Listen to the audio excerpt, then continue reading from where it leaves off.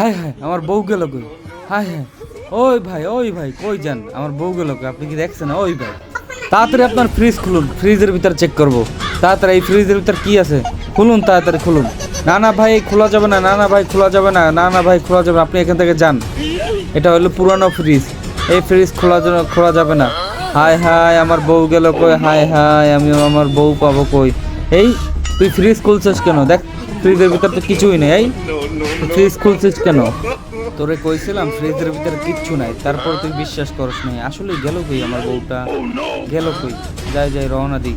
এই তুই আবার উপরে ঢাকনাটা ফেলাছিস কেন? এটা বলছি না নকশা, এটা নর্মাল ফ্রিজ, এটা নষ্ট ফ্রিজ, তুই এটা ফেলাইছিস কেন?